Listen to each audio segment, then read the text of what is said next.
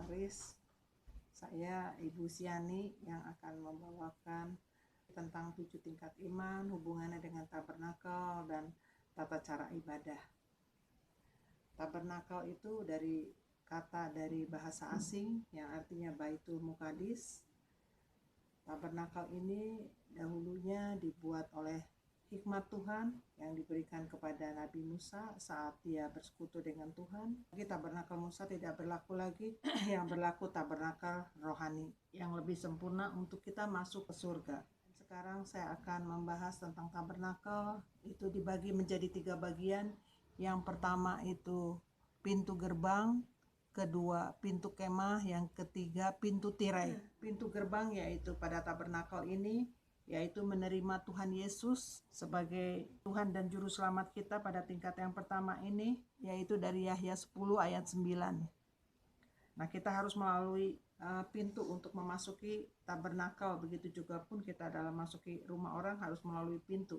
Kalau tidak melalui pintu itu kita disebut sebagai pencuri. Nah, di dalam tabernakel ini ada 4 tiang. Di depan pintu gerbang itu ada 4 tiang. Itu berbicara 4 Injil sepenuh, yaitu Matius, Markus, Lukas, dan Yohanes. Untuk selanjutnya kita masuk ke dalam mezbah korban bakaran. Ya, ini berada di tingkat 2 dan 3. Menyesal dan bertobat. Itu dari Matius 3 ayat 1-4. Mengeluarkan buah-buah pertobatan. Itu dari Matius 3 ayat 8. Nah, kalau dihubungkan mezbah korban bakaran ini, kalau dihubungkan dengan tata cara ibadah, yaitu puji-pujian, kesaksian, dan persembahan. Selanjutnya kita maju kepada kolam pembasuhan, di mana kita imam-imam besar yang ingin masuk ke dalam kamar maha suci, dia harus membasuh kaki dan tangannya. Kalau tidak, dia akan mengalami kematian. Kolam pembasuhan itu arti rohaninya adalah baptisan air. Yang selanjutnya kita masuk kepada pintu kemah.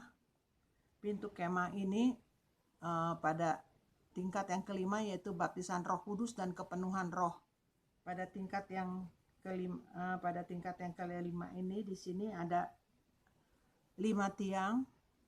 5 tiang itu 4 tiang berbicara tentang Injil sepenuh, Matius, Markus, Lukas, dan Yohanes. Yang kelima itu Kisah Para Rasul yang sebagai manifestasinya.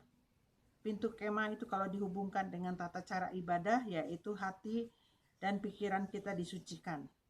Kita masuk selanjutnya pada ruang kamar suci. Itu ada beberapa alat di sana, yaitu ada meja roti pertunjukan. Meja roti pertunjukan itu ada 12 roti. Meja itu berbicara hati manusia. 12 itu angka persekutuan. Roti itu berbicara firman Tuhan. Dan pelita emas ini menjadi penerang. Di dalam pelita emas itu di sebelah kiri dan sebelah kanannya ada 9 bunga, itu berbicara 9 buah, 9 karunia roh, dan 9 yang sebelah kiri itu 9 buah-buah roh. Dan ada 66 kelopak, itu berhubungan dengan 66 kitab di dalam Alkitab.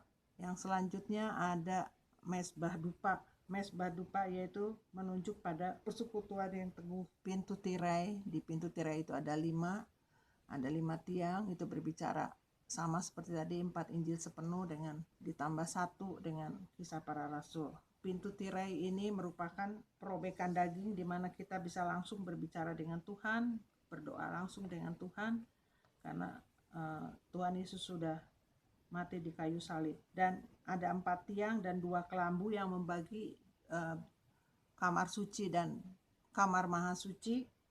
Nah, 2 kelambu ini dibuat dari kain bisus yang berwarna ungu, biru laut, dan merah, dan putih. Ungu itu berbicara Injil Matius, biru laut Injil Markus, merah berbicara Injil Lukas, putih berbicara Injil Yahya. Dan di dalam kamar suci itu ada skena glory, dan di situ ada peti perjanjian. Dalam peti perjanjian ada 2 loh batu, itu berbicara tentang 10 perintah Allah. Ada mana, ada bokor mana, itu berbicara firman Tuhan. Ada tongkat Harun, berbicara kekuasaan. Saya kira cukup penjelasan saya tentang 7 tingkat iman dengan tabernakel dan tata cara ibadah. Terima kasih.